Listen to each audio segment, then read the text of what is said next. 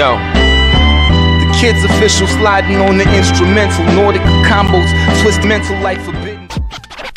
Peace to the public and power to the people. Yo, what's up? We appreciate your attendance, your time in this space where the vulnerable are powerful and where the most gangster thing you could do is serve. This is the All the Way Live podcast. This is indeed the All the Way Live podcast. And what me and my brother Miles do is we come here on a weekly basis. We dedicate our time. We dedicate our friendship, and we dedicate our community into making sure that every time we come onto this platform, we give people some carefully curated content.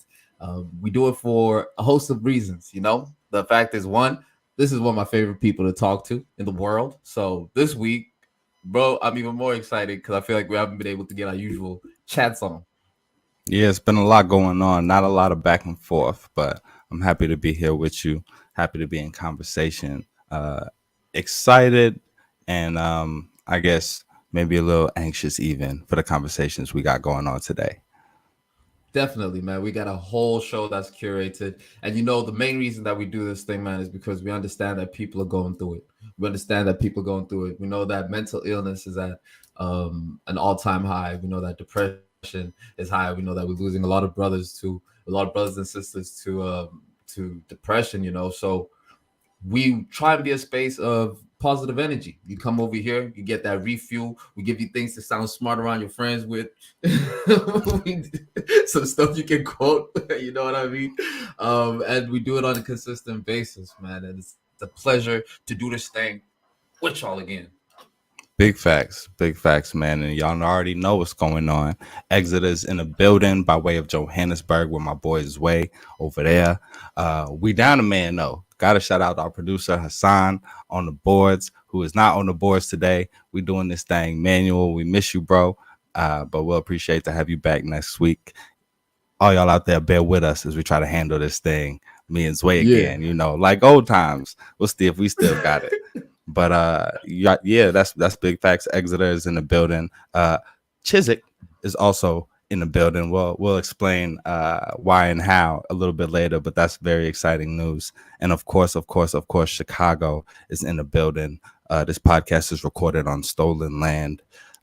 This land was cared for by the Potawatomi people, the Council of the Three Fires, and the violence done to remove them from this land is inseparable from the violence that we see in this city today, this country today, and this world today. And that's as important as ever to mention, especially as we go through the summer. A lot going on, as always, a lot of activity, but also a lot of positivity, actually, some of which we'll get into in our impact spotlight. So that's how we lift up love for Indigenous people the world over, by acknowledging that history and its connection to the spaces that we see and are grateful to be in. I belong to Chicago, so that's always important to me. It's also how we lift up love between Black and brown people the world over, and how you know the intro's over. Let's get into the show. Man, I love how you do that. Let's get into it. Yeah, I get that, but is we live though? Is we like all the way live though? You heard? Like my brother Miles Xavier just shared with y'all, man, one of the things that we do over here, we're the place where impact meets art. But Miles and I are both activists and community organizers within our own spaces. We champion those people that are on the front lines, dedicating their lives to trying to make a difference. We think that community should always continue to get bigger. The more hands we have onto this thing here, the more people get help, the more kids get help. And this week, we're focusing our impact spotlight on the Firebird community in Chicago. Miles, our resident Chicagoan. Chicagoan. How did Kanye say it? Chicagoan. Till Chicago win, and we blow like Chicago win. You know what I'm saying? Yeah.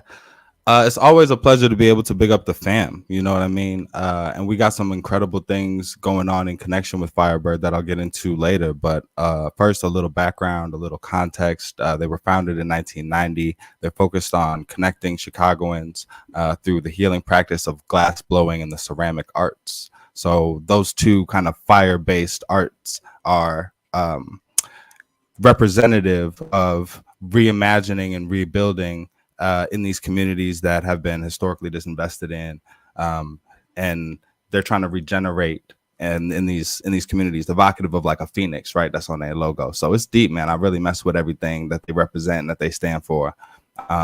It began in 2015. They started their flagship program, Project Fire, and they're using art as a tool for healing, which includes trauma-intensive programs with wraparound services for youth that have been touched by violence in the city. So I love what they do. Their art is super, super, super, super dope.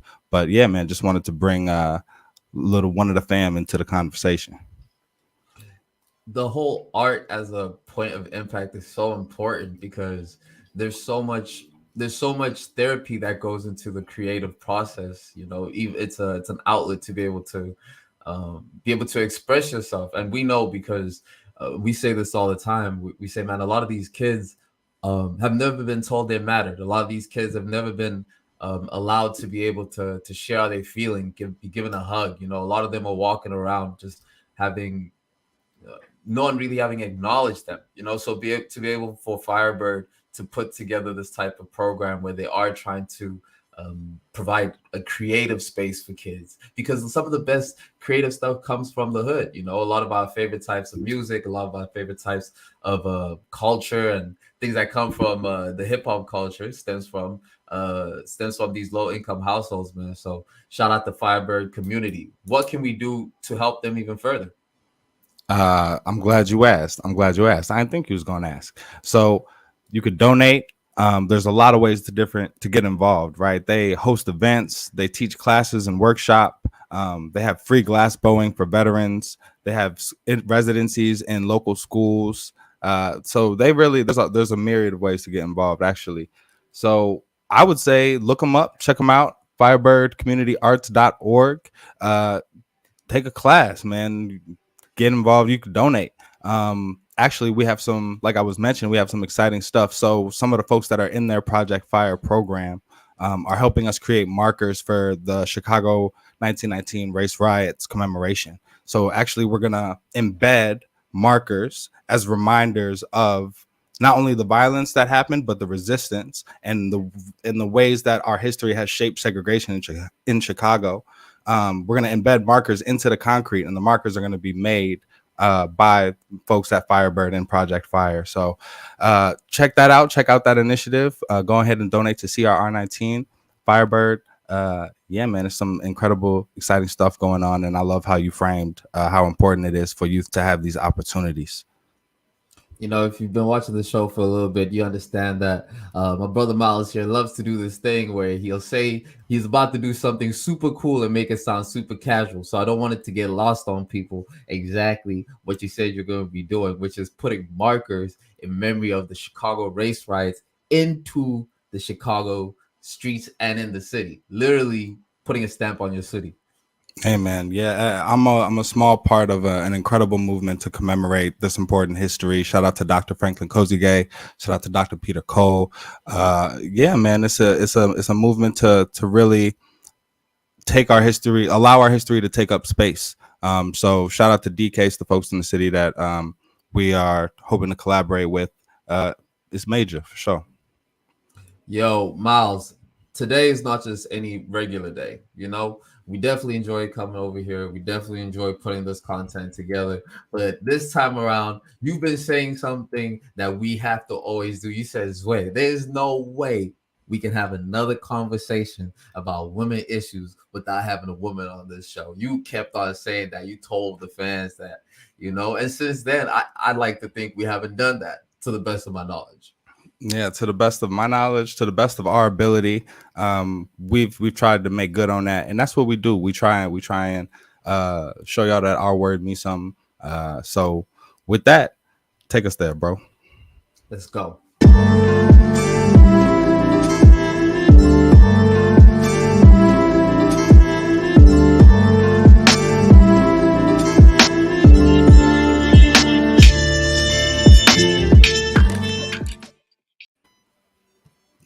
Yeah, we needed help. You know, part of being vulnerable, part of being vulnerable is admitting when you need help, when you need assistance, when you need support. And this is a case in which we needed help with this conversation. And so luckily, we were able to have the lovely Leilani grace us with her presence.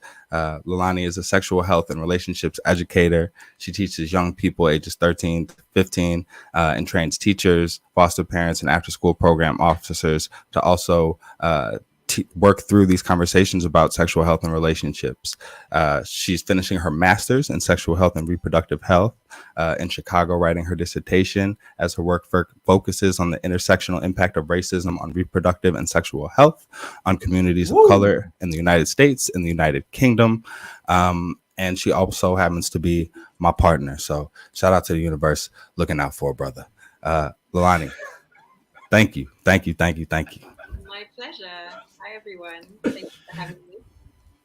It's an absolute pleasure to have you on the show. You know, part of the reason why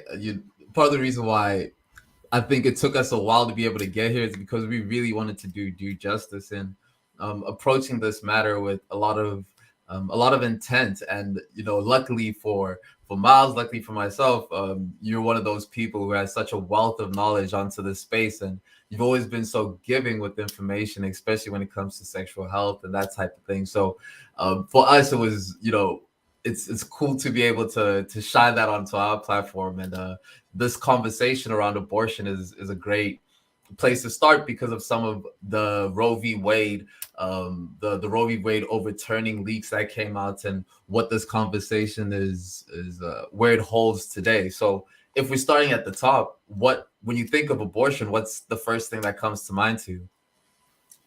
I think the first thing that comes to my mind is a safe procedure. And I think that's really, really important to take into account, because even when there are laws that are put in place to control people's bodies, to regulate, etc., there's a lot of different language to use there. But I think it's really important to recognize that whether or not there are laws prohibiting those procedures, they are still happening, and they have happened for, hundreds of years prior, and they will continue to happen. And so I think safety is the most key word that comes to my mind in relation to abortion. When you say safety, it brings me into, when looking into the Roe v. Wade case, it seems like there is 3 different stages within pregnancy, between the first and third trimesters, where depending on that stage, there's a different reaction by the laws. At the first trimester, an abortion can be done, and please correct me at any point if I'm incorrect. At the first trimester, an abortion can be done legally. Second trimester, it can still be done legally. However, doctors can step in at that point, and then at third trimester, it can only be done if the mother is in danger. Is that correct? Yeah, that's correct. I think when I'm talking about safety, first and foremost, obviously, yes, there are different laws, and that differs from country to country, from state to state. But I am talking about, first and foremost, the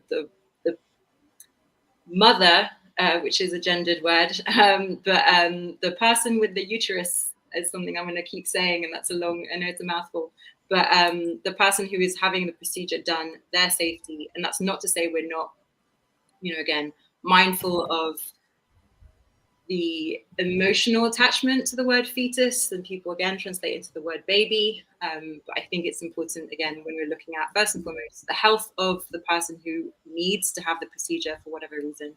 And again, what is their physical health? What is their emotional health? What is their mental health? Which is something that I really appreciate you mentioning earlier in the podcast. Again, these are difficult times. How can we support people? And again, these aren't light decisions that anyone is making, but when they do make them, what is the support in place? And again, it's not about criminalizing them for those decisions. On that note of criminalizing, I just want to situate us in this current moment and kind of the legal back and forth that's going on. So the Supreme Court is currently reviewing Dobbs v. Jackson's Women's Health Organization. It's a case that considers a Mississippi law, and if the Supreme Court rules in favor of the Mississippi law, right, which restricts access to abortions, and states have laws and the federal laws kind of conflict with those. So in this case, if the Supreme Court rules in favor of the Mississippi law and overturns Roe v. Wade, states would kind of essentially regain the power to regulate abortions on their own, right? The opinion is a draft. It was penned by Justice Samuel Alito, and they're still editing the document. But what was leaked was essentially that the intention is to overturn Roe v. Wade. And now people are reacting to that, especially because 13 states, including Arkansas, Missouri, and Oklahoma, have what's called trigger laws. That means that as soon as the decision comes out, if it's against Roe v. Wade, then it immediately restricts abortion rights, or at least access to abortion in those states. And so that's why people are responding with urgency, I think. And that's why there's so much political fervor around this, is because, there's certain states and certain parties that have lobbied to put us in this predicament where, like that, a lot of people are going to lose access to critical medical services. Absolutely. And I think it's important to know, even prior to the leaking of this draft, abortion access in a lot of the states that you've already mentioned, but even in others that you haven't, isn't easy. It's something that's important to know. And again, I'm sure we'll be talking about the people who will be hit the hardest. But if you think about communities of color, again, who have intersectional realities, non-binary people, trans people, these are not people who have easy access to abortion care anyway.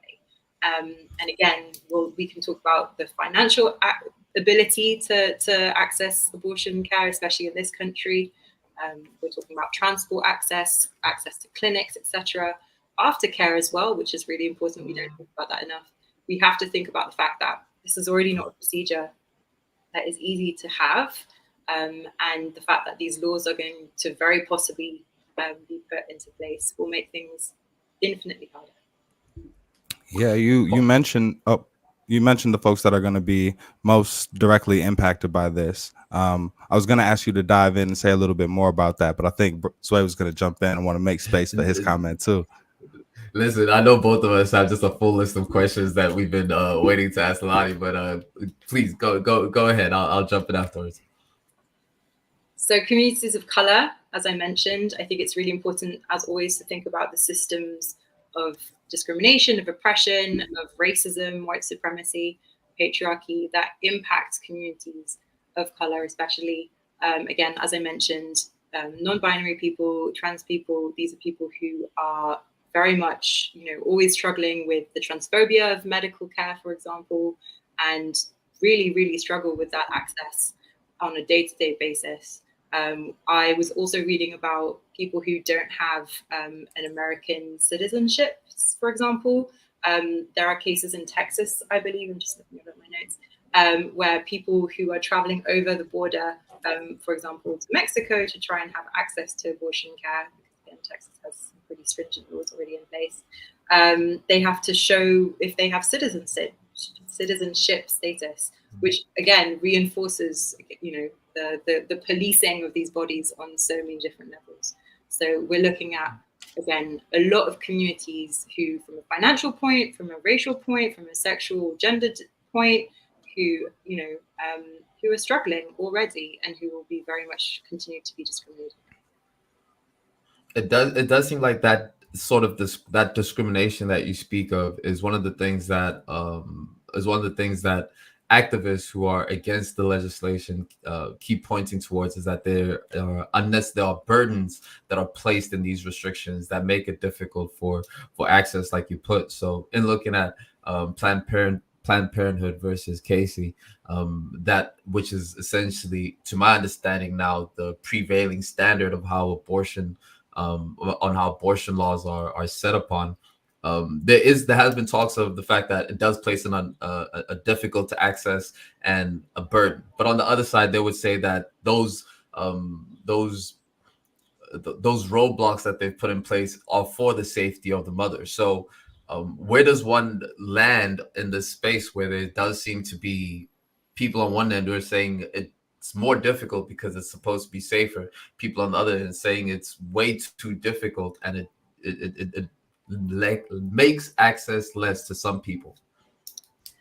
I think again, there's even in the media, there's an aversion to using, the key terminologies of pro-choice versus pro-life, and again, I think it's really important to recognize that it can be really confusing to figure out where you stand when you've got kind of these two extremes on the spectrum going, you have to be pro-choice, you have to be pro-life. What if you are someone who fundamentally believes in a woman's right to choose? And again, that's gendered language. So anyone who has a uterus and their right to choose. And therefore, again, depending on the circumstance at hand, you may believe that life begins at conception. Maybe you believe that, again, a fetus is a fetus until, again, much later in a pregnancy. But I think it's recognizing that this is a very personal issue for a lot of people. But at the end of the day, and these are my beliefs, but safety comes first.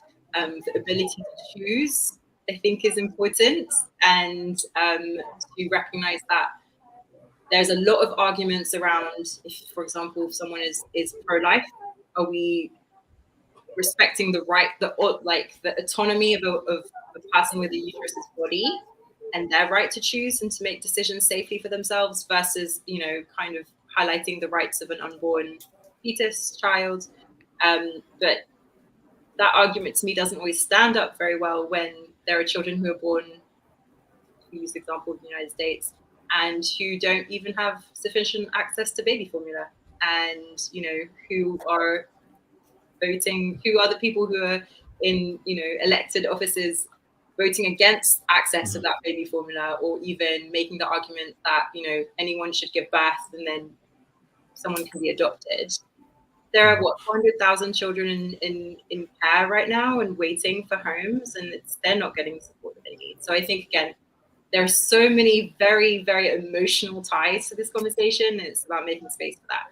But at the end of the day, for me, it's always about safety, and it's always about ensuring that someone has the right to choose, and it's not about judging them for any choice that they make. But again, obviously, having a conversation safely, making sure they know what their choices are. I know there are a lot of people, certainly in the UK, which is where I'm from, who, go into a clinic and they are seeking safe abortion care, and they're still dealing with a conversation that feels so judgmental from the doctors and the nurses, etc., and who are pushing this conversation of like, are you sure? And again, I think it can come off as very debilitating and very, I don't even know if the word is patronizing. At the end of the day, if we were talking about the flip side, sperm banks have the right to refuse sperm. I just want that to kind of weigh in for a moment, because it is important to recognize, different reproductive rights that are out there, and that includes all genders. But it's why is there some agency for some genders that is so radically controlled and actively policed for others? And I think that's, again, very telling of the state of reproductive rights still today, and why is it that we view the right to control, for example, anyone with a uterus and their right to access free and safe contraception versus anyone who has testicles and their right to, I know, shocking testes. What am I doing? And again, why is the conversation around the onus on contraceptive rights so often on the people who have uteruses? Very long. I like to come on the show and be Mr. Statistics and bring out the data and bust it out. But the truth is, when it comes to this conversation, and I'm glad we have you here so we can feel safe in being ignorant where we can be and just be honest where we can be. There is an element of it where it's just there is no way that there should be a takeaway of someone's choice in being able to decide what happens within their body. And the idea of at what point do we mark the beginning of where conception, where life begins? It is a bit sensitive to be able to think about it, but despite what the semantics are being said on on the news and where the different people stand, it does seem to feel like there is middle ground for where people can where we can understand that there's options, like you say, investing in the options, making those options better. It just feels like we're all standing on opposite ends of the room, shouting at each other about the worst parts of the thing we're trying to defend when it comes to this topic. Absolutely. And I think it's about humanizing the conversations as often as possible, you know, and I think it's acknowledging the emotional toll that it takes on a person with a uterus to realize that they may be pregnant. And I'd like to point out that realization isn't immediate. There isn't like, you know, I'm not a turkey. It doesn't pop out and tell me that I'm cooked. Like, it takes a while to realize that you may be pregnant.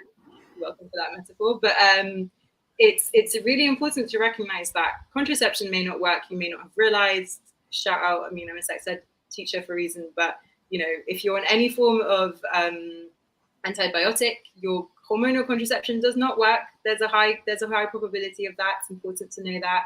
We know that barrier methods such as condoms don't always work. Oil condoms don't mix. Be very careful what kind of lube you use, children. But so whoa! There's a lot of information you said it right. Yeah. I'm not catching these. You gotta slow it down.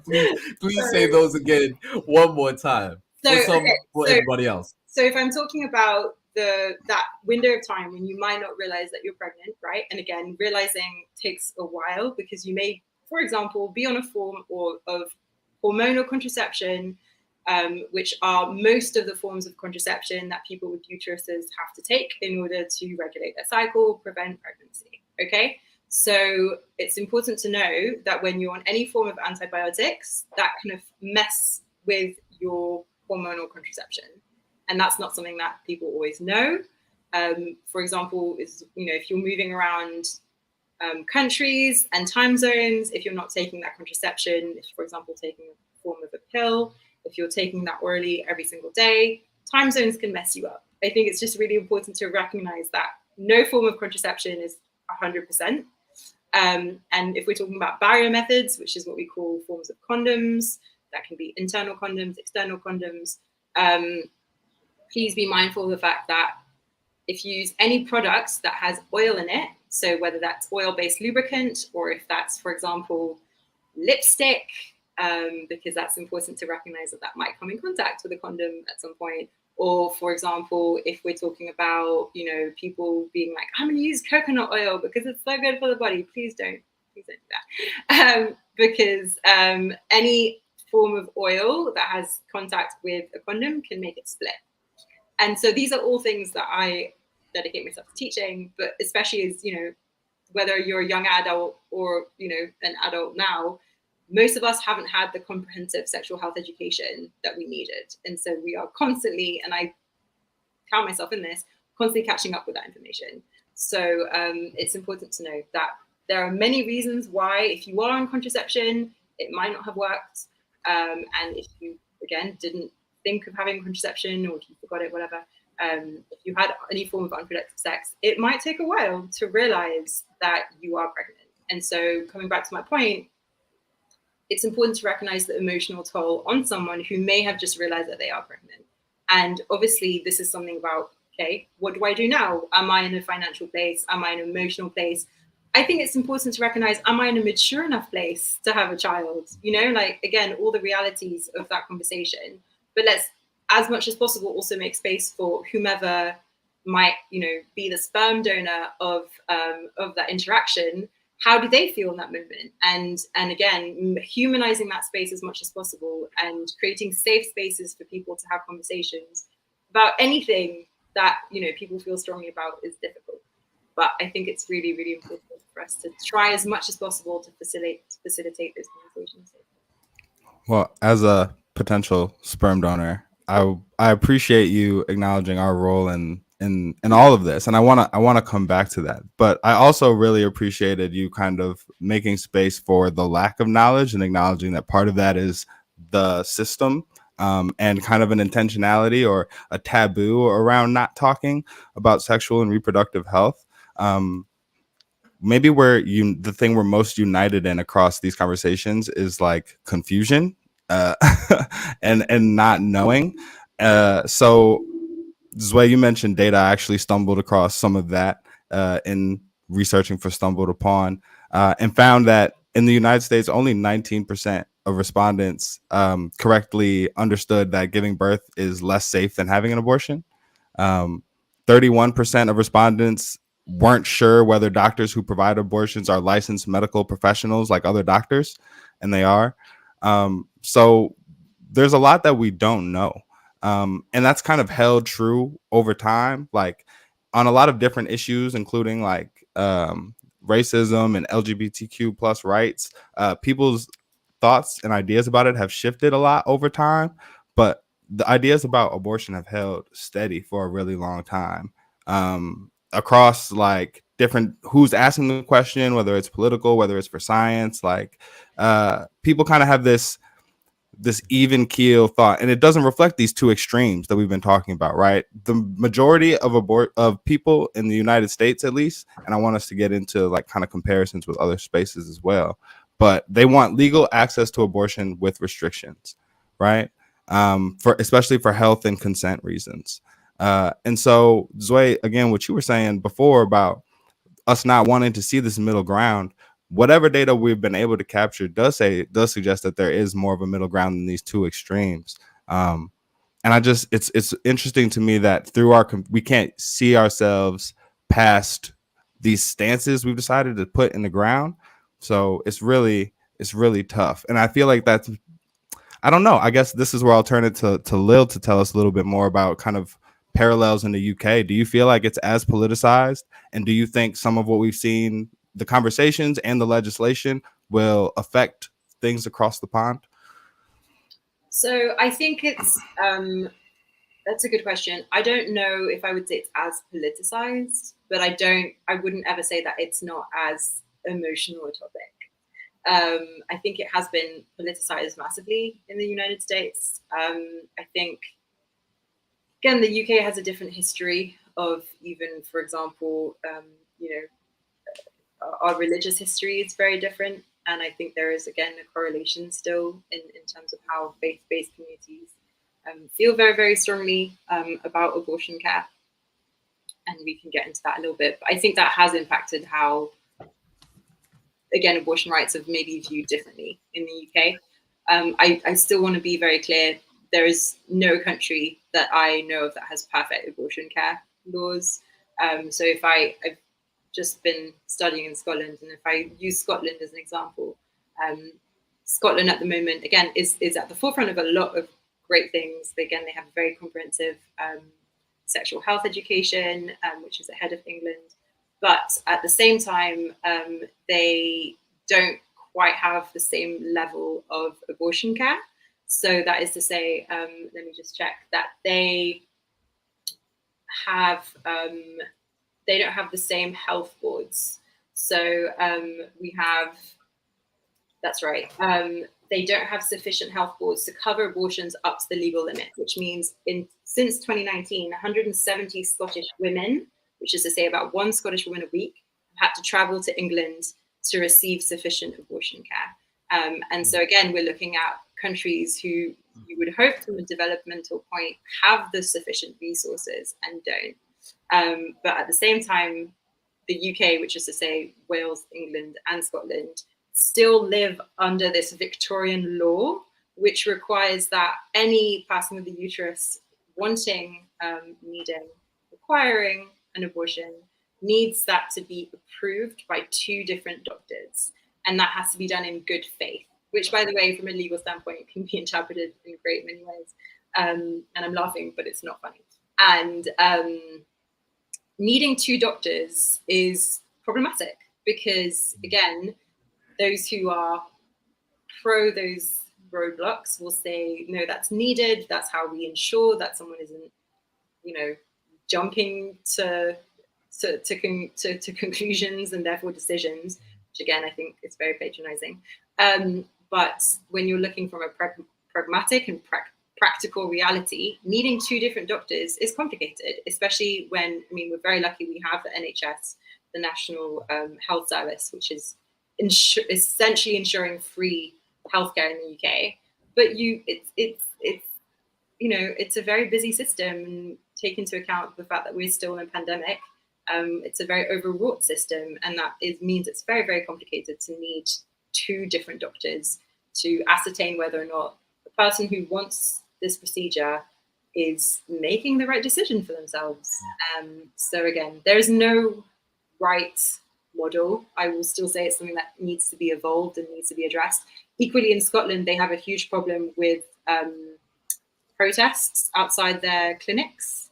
So they are currently looking to pass protest-free buffer zones, because again, if we're looking at the emotional toll that it takes on someone to have made the decision to find somewhere to go, to make their way, which again, if we're looking at people who have financial, intersectional identities from, again, race, etc. perspectives, it's complicated to make your way, to get maybe childcare, to take time off. Like, these are not easy journeys, okay? And the fact that then making their way to a clinic and people are harassing them, people are abusing them on their way to those clinics, making them feel unsafe, making them feel like their identities aren't being protected.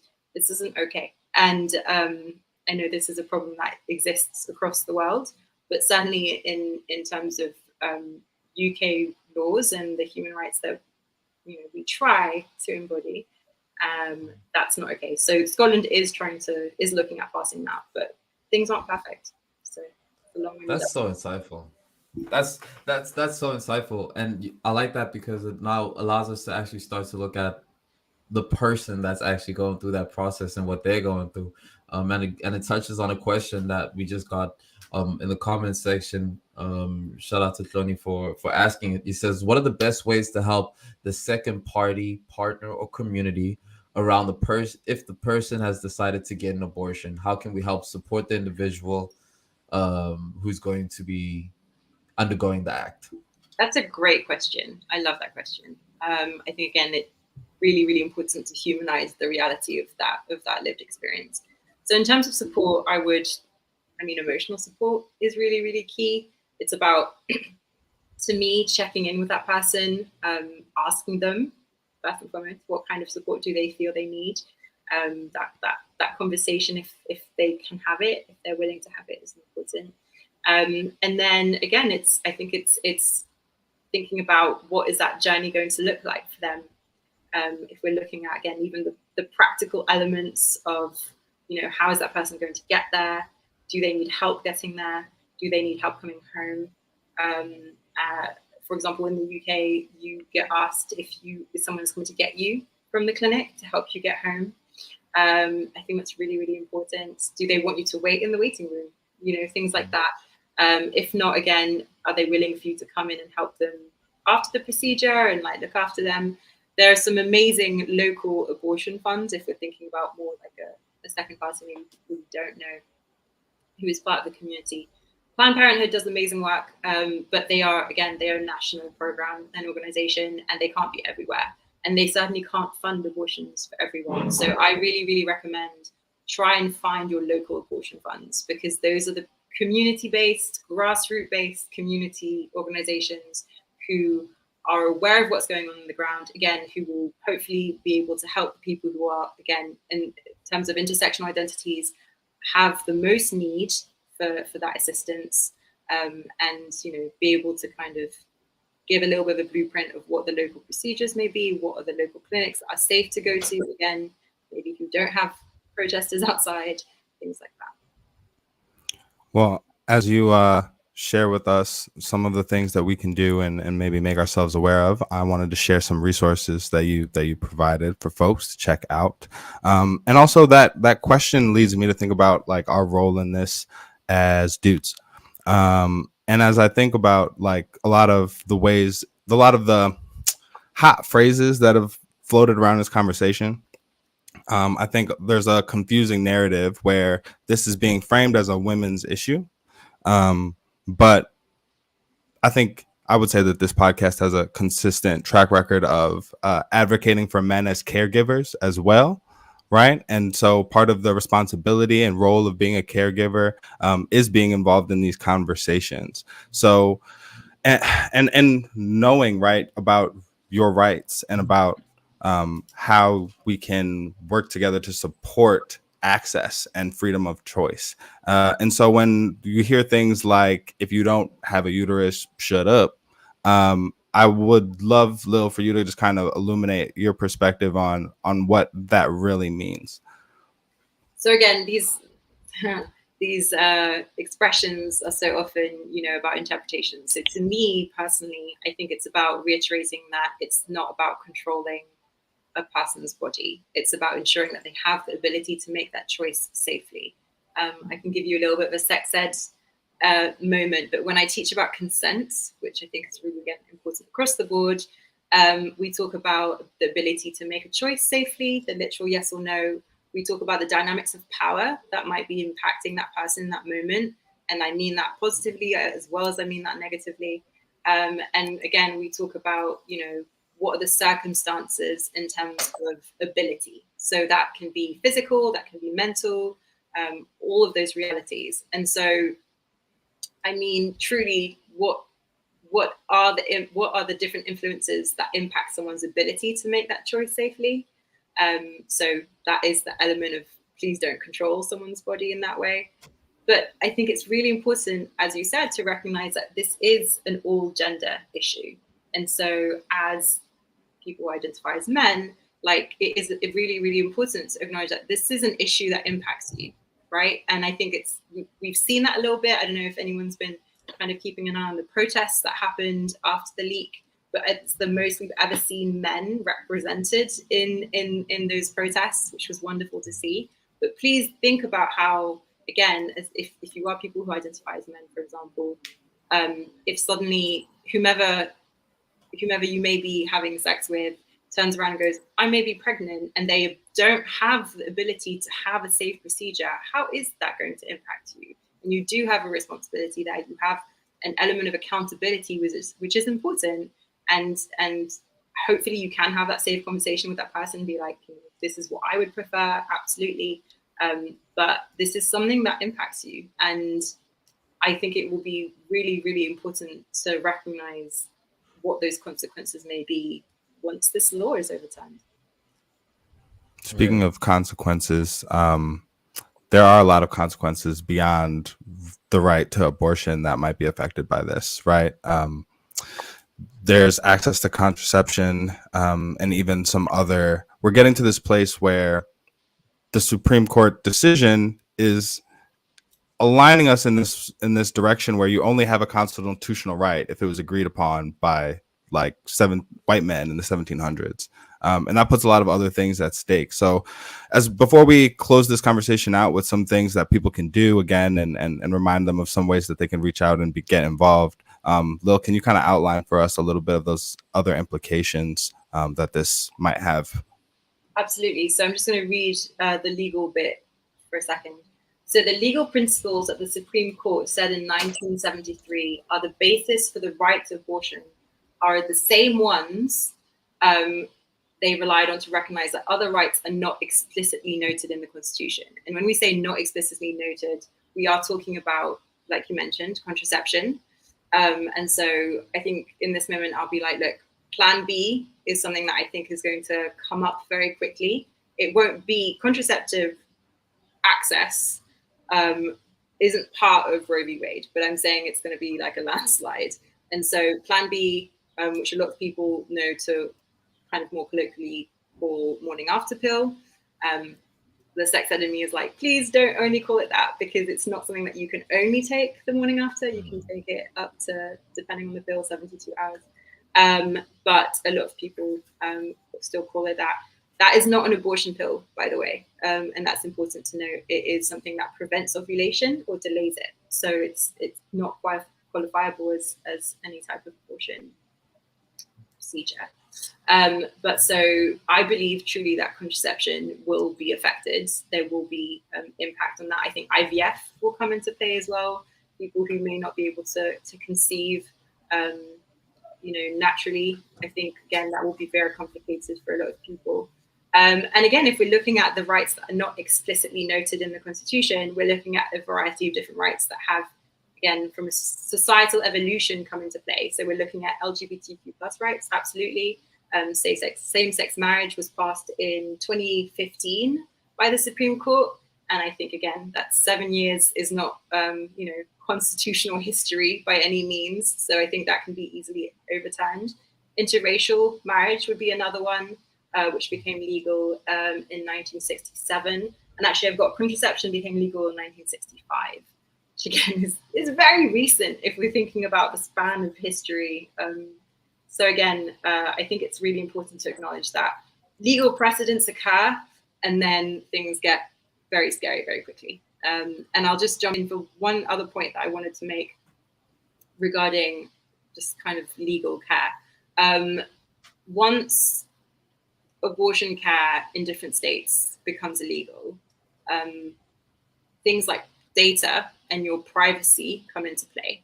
So a lot of people, including myself, track our cycles through different fertility apps. Really helpful, it's really easy. The problem with that is a lot of them sell off your data. And this is when things get dangerous because you don't know who they're selling them to. It means that, again, the government, whether it's, any type of policing agency, whether it's, honestly, anyone who wants to buy it, the highest bidder, can have access to your data. So it's really important to recognize that things get logged into those trackers, whether it's just,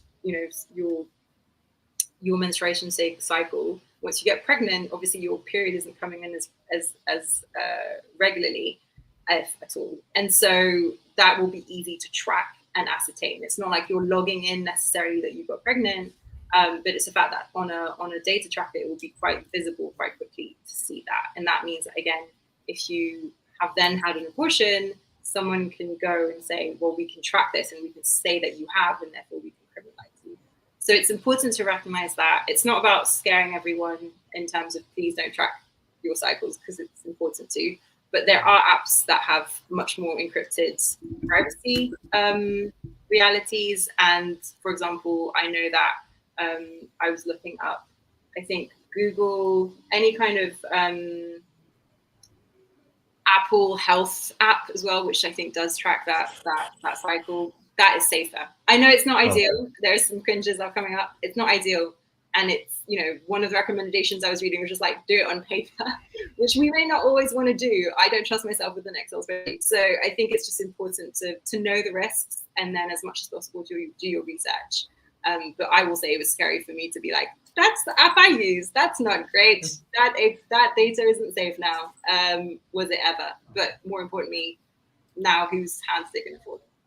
So it's just important to know. So in the hopes of making this very, very scary conversation a little bit more digestible and approachable and leaving folks with something to do, I think one, and a lot of what you've highlighted, Lil, is that this is a very local issue. It depends on where you are and what state you live in, if you're in the United States.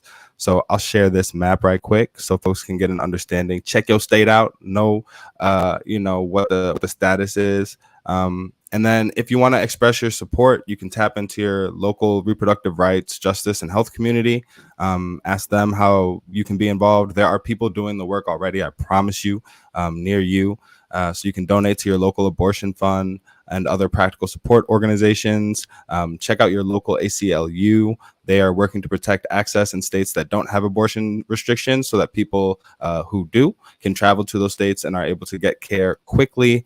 There are also a few organizations approaching it from a national level that are run by women of color, including National Latina Institute for Reproductive Justice and New Voices for Reproductive Justice. So check them out, support, and also make sure that wherever you are at home, you put your hands together and say a gigantic thank you to Leilani for joining us, being our expert, taking care of us through this conversation. We appreciate you so much. It was my pleasure to be here. Thank you so much. And I know there was a lot of information that I was lobbing out there. So if there are any follow-up questions, anyone, just interested in knowing more, I'm here. I'm glad to help. Yeah, drop a comment. You know what I'm saying? We'll put y'all in touch. We'll get somebody to you. Hey man, without further ado, Mr. Mark Xavier, we got more of the show to get into. We got more content that we got to give these people. We've been blessed by the presence of Leilani, man. We have a whole we're not even done. We're not even at the people's favorite part of this show, because me and you dedicate our time to all this insightful stuff, but they just want to hear about how Miles feels about hip hop. Big facts, big facts. This might be the world's biggest, but wait, there's more. Then in that case, let's get into it.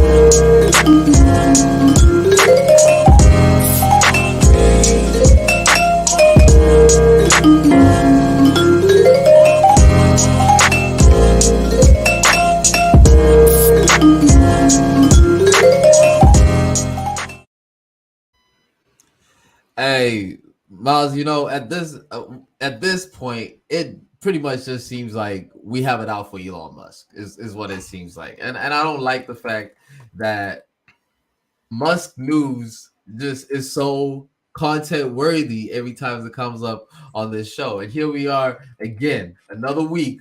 Miles about to hate on Elon Musk. Miles, what grinds your gears about Elon Musk this week?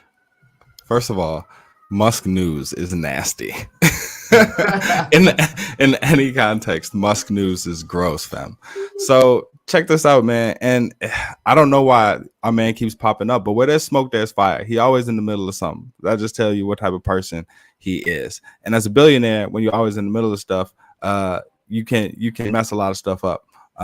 So what Elon has messed up this time is trying to mess up is remote work. He's trying to mess it up for all of us. I don't know about you. I'm home. Zoe, you at home? Home, outside, and all the above. Is how I am. But like this might look. Let's give people some context on this story. Let's be professional about this. So Elon Musk sends an email out last week to his staff at Tesla. The subject of the email is remote work is no longer acceptable, directly from Elon Musk to executive staff. So it says anyone who wishes to do remote work must be in the office for a minimum, and I mean a minimum of 40 hours per week, or depart Tesla. This is less than we ask of factory workers.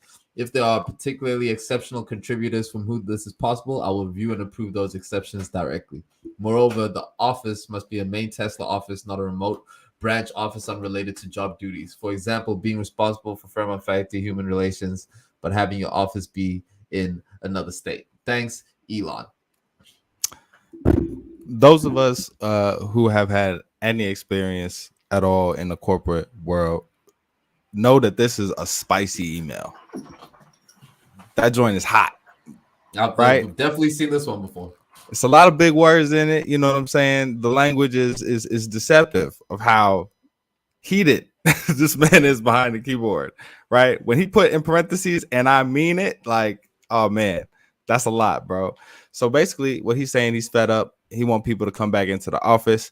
I am among the work from home nation who transitioned to working from home during COVID, and I ain't going back.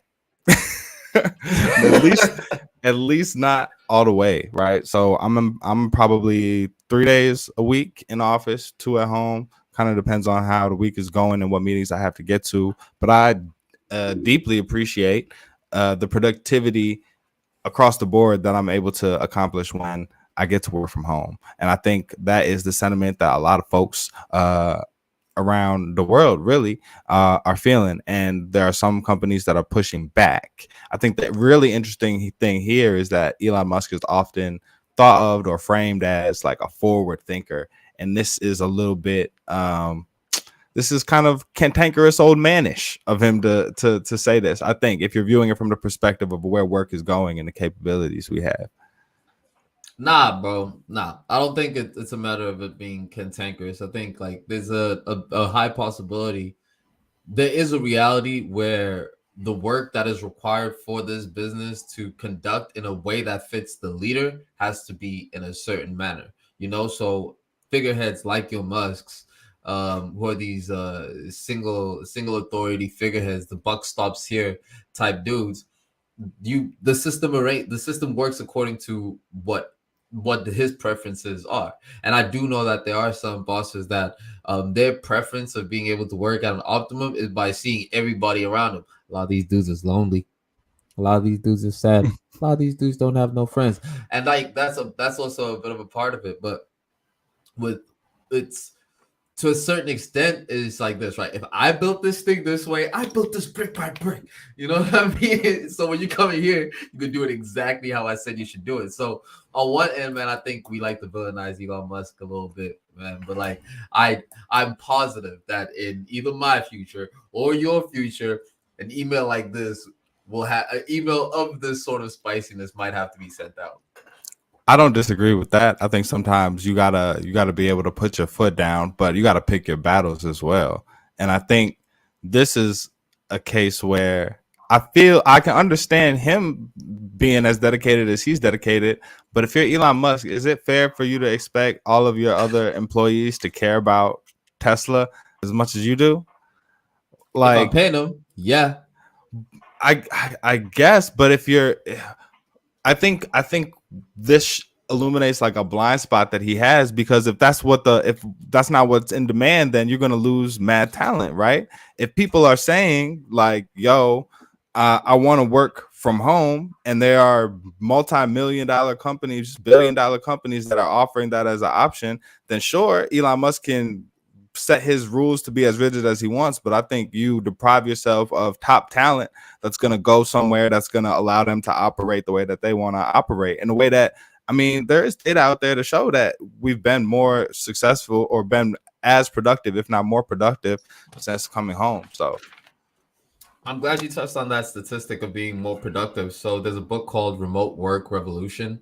And what they talk about is where work is effective and where it's not effective, at least where remote work is effective and not effective. And it is true. The work rate does increase from work from home, but also some people do say that the work from home structure has blurred the lines between when work starts and where work stops. Another statistic that is in this remote work conversation is the fact that turnover is a lot higher under remote work, whereas if people come into the office, turnover is not as high. So there's one thing you know is to say you will lose talent that might not want to come because of that, but you're also likely to lose talent from utilizing that model. yeah, that's true. You gotta, there are some realities you gotta deal with. Now, at some point, somebody gonna do some dishes. At some point, somebody gonna do some laundry. At some point, somebody gonna change your baby. At some point, somebody gonna have a whole nother job that you don't know about. All right. But what you gotta understand is that's how it's gonna operate. And the reason, the hole in this whole story that I know you don't believe in, Mr. KPI, is set your KPIs, right? Set your key performance indicators. You be on my ass about KPIs all damn week. I know you know about KPIs. You set your KPIs, let people know this is what you got to do. This is what we expect of you. This is by when you need to do it. And as long as they're hitting them bad boys, what you gonna say? Let me do my laundry. Let me do Uber Eats on the side. Whatever I gotta do. You know what I'm saying? Something gotta give. But look, this is the reality of at least what it seems like is that it does not look like it's fun to work in Tesla. that directly coming from a lot of the people from within who have talked about some of the racism that happens in there, a lot of the prejudice that goes on in there. We famously covered somebody who had gotten Amazon and Tesla got $100 million off of inner work racism. I think that was Amazon. No, it was Tesla. It was Tesla. Tesla. But yo, they got $100 million worth of racism going on over there, so it doesn't look fun. So if you're going there, you better know what you're going for. But also, that's also another problem that I have with this tweet, because he says, you know, look, anyone who wishes to do remote work must be in the office for a minimum, and I mean a minimum of 40 hours per week, or depart Tesla. This is less than we ask of our factory workers. He throwing the factory workers in there like he cool with them. I feel like they must have read this and been like, nah, we don't mess with you either. You're not wrong there. You false flagging like a mug. But as somebody that has gotten this sort of email before, man, you know, we've been through the trenches with all sorts of different types of bosses and whatnot. And one thing is that when building your own structure, organization, company, whatever, there is there is a method that you prefer to operate at that you believe will bring the best result of your output or the team's output. And when you're speaking of a man that's achieved the level of success that this man has, clearly his process of putting together corporate structures has some merit towards it. And if he so seems to fit that is that, then so be that. But that being said, if anyone steps into that space, it's on you to know exactly how they work in that office space, you know. And if you're willing to be able to withstand the fire, then by all means go there and get called the nigga, bro. Get called the nigga. I don't think working at Tesla is asking to be subject to racism.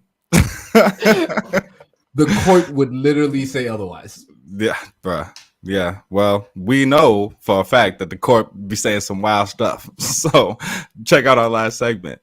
But if you don't think that the corporate culture at Tesla will be for you, Lyft has adopted a fully flexible workspace. Reddit switched to a permanent hybrid model in October, and Spotify's Work From Anywhere program launched in February 2021.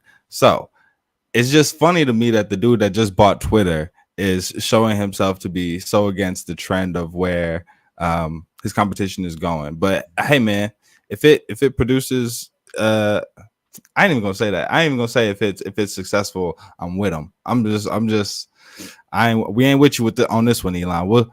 Undoubtedly there'll be another segment. This man cannot stay away from the podcast. So, friend of the show, Elon Musk, man. Whenever the next time you come up, I hope we got something more positive to talk about, bro. I'll tell you what, man, you know, as somebody that employs people and as somebody that's really passionate about the teams that I work with, you know, and someone that takes that type of role very, very seriously, you know, being heavily invested in understanding different managerial styles, different motivational strategies. Currently reading Black Box Thinking by Ahmed Saeed, which speaks about different ways of being able to fail-proof systems through planning. These KPIs you speak of that I'm so adamant about come from that theory. All to say, man, that at the heart of it, the most important thing is to want to get the best of the people out of you, you know, of the people around you, you know, wanting them to realize their fullest potential and making sure that all the opportunities for them to do so are there. Emails like this, as much as I could, you know, defend the man's position in him, to me have always been discouraging. So I don't think I'd ever be somebody that would issue out statements of this nature. But you know, it's different strokes for different folks in this game of business. Yeah, no doubt. And I'll be real, like, especially in the work that I do, it's very important that some of it is in person, right? We're trying to convene an organized community. We're trying to share histories, stories, ideas, methods of action and of affecting change. So in a lot of ways, it's important that we're in the room together. I think the strategy or approach that any manager should take, rather than decide your stance on an issue and issue that out to your people, talk to the people, find out what's needed and necessary to get the work done, not only from your perspective, but from the perspective of the people that are doing the things that you don't have your hands on. Incorporate all of that into your business model and your way to move forward. And I think you'll have a healthy team, just like the many that Zway has operating under him.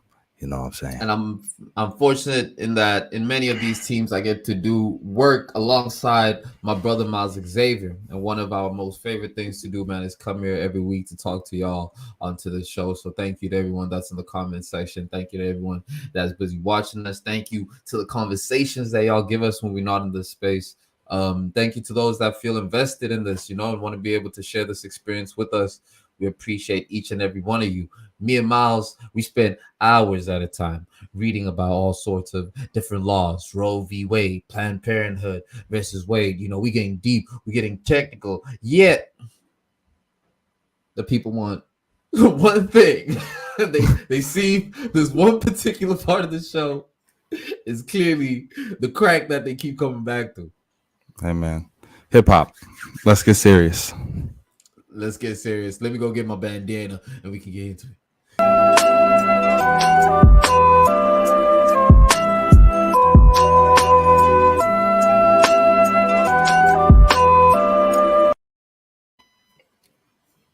You don't know him. You don't love him. But he's behind a lot of really, really fly music that you probably do know. CyHi the Prynce is, to me, who everybody else thought Jay Electronica was. And so as we get after like 5 years, an EP, the Ego EP, I want more, but the man undeniably makes some fire music. What you think there, Zway? I don't like that he shorted us with a full piece of a full piece project. You know, I think after 5 years, that's the music that drops. Man, I really would have wanted more. We're such big CyHi fans. That No Church on Sundays, I think conceptually is one of the most brilliantly delivered albums. I think the writing on there is absolutely phenomenal. You know, 5 years, that album still stands the test of time now. And CyHi has done that many a times. He's done that when he did the Napoleon Complex. A lot of CyHi's music has a lot of staying power. You can run back to through back catalog, and you know, even if it dropped today, it would be super relevant. So, and it doesn't try to be, and that's why it's always been very fresh in how long it stays. What has been interesting in watching CyHi is that where's Kanye? Where's good music? Pusha T had a full album. Kanye helped produce that album. He's off the good music. He's off the good music label. CyHi's off good music now. Yeah. Well, I guess that's your answer, right? Is I guess Ye's no longer involved. And it's always been a little bit confusing for me, right? Especially with how much CyHi writes for other people. If you listen to a lot of the most popular stuff that Good Music put out, a lot of that Cruel Summer tape, a lot of that is CyHi sliding people a few bars here and there, and you can definitely hear it when you listen to No Dope on Sundays, which is, I love how you said staying power. That's an album that I run back to even now. You can definitely hear, oh, this is where Kanye got that flow, you know, as somebody who doesn't write his own lyrics. So it's always been interesting that relationship hasn't been more fruitful for CyHi, but it's never been clear to me whether he likes to play the back like that and just pop out and drop something crazy when he can, or if he would like for there to be more shine and intentionality from that camp on spotlighting him. I'm not really sure. Clearly, I think it's the latter, bro, because once you saw the same thing that happens once Pusha T stepped away from that album, all of his projects got repackaged. They re-released a whole bunch of different packages of you know, all of the Lucy's that he had were packaged in a certain way. So a flow of music came out. Some things that we weren't on DSPs were able to come out. So I really do think that this also might be a case that, like, wait, I just realized he's wearing a choker in this. He's wearing a wild choker, is that a choker with pearls? Hey man, crazy. rappers get to be different. Yeah, man, but and that's what we love about it, right? But what it does seem that the good music camp had some effect on a lot of the artists that were there. If you look at all the artists that were dropping out of good music, Tiana Taylor, she said she experienced some issues in how her music was able to get out. Ye went through that Trump period. We didn't hear CyHi say anything. Ye went through all this other lame stuff. We didn't hear throughout this whole thing. We've never heard CyHi utter any bad word outside of Ye. You know, almost entirely too silent. So it seemed because he was a strong supporter of Ye, same as Pusha T. But both of these, Pusha has a lot of Ye in his album, and I would expect that to be the same thing with CyHi because they both left good music, but that wasn't the case. And I think if I am CyHi and I'm coming back to give people just a 4-piece, and I've been riding down with good music for a long time, I'm going to expect Kanye's at least 2. Give me 2, 3 of Ye stuff and let me, you know, feed the streets in that way. But I do think there's going to be more music coming. I think this is passable. Yeah. I think floating out there was the story of Egot, and this is Egot the EP. So maybe this is an appetizer, if you will. But it's not bad. It's very listenable, right? I think we hold him to a high standard because of what he delivered before. I ain't that mad of that there's not a lot of Kanye influence on here. because we got it on the Push album, and all of our favorite tracks were the ones that were produced not by Ye. So, and also CyHi doesn't need it. CyHi delivers bars in a way that the production could be minimal, right? And he can just go, right? And he shows points of that on here. It's clever. The music is well written. He's flowing. He's in pocket. But when you know what he could do, it's just a little bit underwhelming. So I hope you're right. Yeah. I hope there is more music coming soon. Do we rate EPs or do we just say good job? I was hoping for more. And the only reason I'm so critical on this is because I kept on telling people that No Church on Sundays is one of the best hip hop albums to drop over the last decade. One of the best hip hop albums to drop. Like you said, this is CyHi is what Jay Electronica isn't, and like that says a lot because a lot of people like to overhype Jay, but CyHi really does write for your favorite rappers. If you didn't know, he wrote Sicko Mode, the Travis Scott's verse in Sicko Mode, and you can hear it too. You can hear that influence and how he maneuvers. He's very comfortable around the music. So, man, even the fact that I didn't get any CyHi on Push's album, like that's perfect. That's luxury drug rap. That's a match made heavy spitting luxury drug rap. To be able to see that come together, it just seems like a lot of what I would have liked to get out of CyHi outside of just more music is being able to have a cognizant understanding of what your core fans feel like, because that's what we are, what they would have wanted, and being able to feed that directly as opposed to putting out. You can't make bad music, but like it would have been good to have a full consideration of like, all right, I'm back. This is what y'all want. Take this. That would have been fly, but more will be revealed. Who raps better, CyHi or Gibbs? Ooh, who's had a more consistent run? I mean, Gibbs is for a million times more consistent, but I don't know. There it is. But that's a different question, man. Who's a better rapper? Whose jacket do you like better? There you go. Nah. But like, I think CyHi is a stronger writer, but Gibbs is a better rapper. I feel that. Gibbs' delivery, and I feel that. But man, CyHi's got bars. So check out No Dope on Sundays. Check out the production credits behind your favorite songs, because you will find CyHi somewhere in there. Man, I think we know. Yeah, we definitely know. We are so aware that there's too many podcasts. Really is, right? The fact that you found ours is a miracle. We appreciate you. Thanks for joining us. You have so many things that you could be doing, are doing. So whether you're riding around, whether you're studying, whether you're chilling, whether you're just taking in this Sunday after church, we appreciate you being here. This is a celebration of celebrating. This is a celebration of life. This is a celebration of how good it feels to be Black. Don't it feel good, Sway? It's my favorite thing, man. And we hope it feels good to be you, whatever skin you're in. Shout out to everybody in the comments. Shout out to everybody who tuned in. Shout out to Lilani, our illustrious guest. Wherever you are in the world, eat something delicious. Hug somebody you love. Like that. Peace. Water. We gone. Yeah, I get that. But is we live though? Is we